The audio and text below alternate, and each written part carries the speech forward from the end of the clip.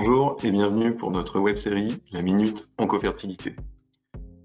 Je suis le Dr Ayo et je vais vous présenter la consultation de préservation de fertilité chez la femme. Nous suivrons un plan très simple avec un rappel des indications, comment se passe la prise de rendez-vous, comment se passe la liaison et la coordination médicale, quelles sont les explications que l'on donne en cours de consultation, quel est le bilan initial qui est habituellement prescrit, ainsi que la programmation du parcours.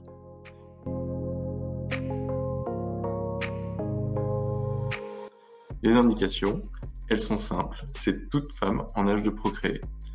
Cette consultation de préservation de fertilité peut être déclenchée par le médecin référent et proposée à tout moment, au moment du diagnostic, au cours de traitement, après les traitements.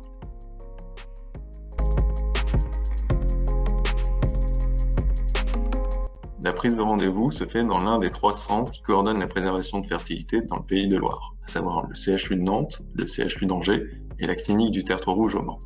La prise de rendez-vous se fait par téléphone sur des lignes téléphoniques professionnelles dédiées. Vous obteniez un rendez-vous habituellement sous moins de 48 heures. Le choix du centre dépend surtout de la situation géographique de votre patiente ou de votre cabinet. Une réorientation peut être réalisée en fonction des techniques adaptées à votre patient. La liaison et la coordination médicale. Elle passe par la fiche de liaison que l'on peut retrouver sur le site oncopl.fr. Elle reprend les informations habituelles, à savoir les coordonnées de la patiente, les coordonnées de prescripteur, le type de lésion et le bilan d'extension lorsqu'il est disponible, le traitement prévu et surtout le délai de prise en charge. Un retour par téléphone ou par courrier peut être réalisé au médecin adresseur en fonction des coordonnées disponibles.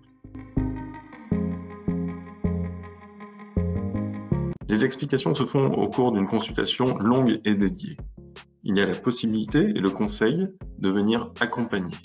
L'information principale est le type de préservation de fertilité qui sera mis en place, à savoir primaire, en amont de tout traitement, une prise en charge de préservation secondaire avec adaptation des traitements prévus, souvent mis en place en amont, et tertiaire, après l'ensemble des traitements, à distance d'1 à 2 ans, avec évaluation de la réserve ovarienne et traitement en fonction. Une évaluation du pronostic ainsi que la balance bénéfice-risque est réalisée. Un schéma de prise en charge permet d'améliorer la compréhension des patientes.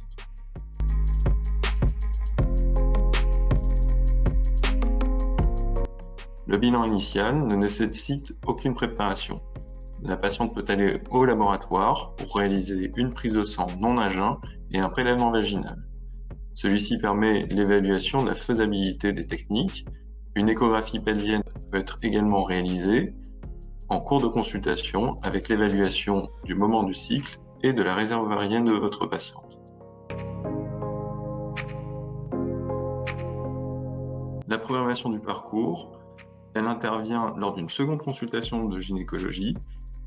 Environ 48 heures après, nous récupérons les résultats ainsi que la confirmation du consentement de la préservation. Nous définissons avec la patiente le type de préservation.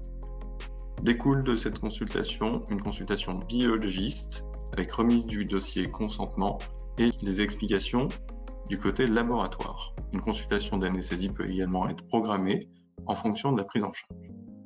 Pour exemple, la programmation du parcours de stimulation pour préservation de fertilité ovocitaire.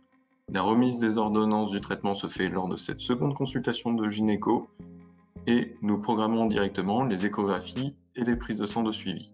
Une estimation de la période de ponction est alors proposée avec un délai d'environ 2 à 3 semaines. Un retour au médecin adresseur est réalisé soit par téléphone, soit par courrier en fonction des coordonnées disponibles. Merci de votre attention. Retrouvez l'ensemble des épisodes de la web-série et les différents outils sur le site oncopl.fr et à bientôt.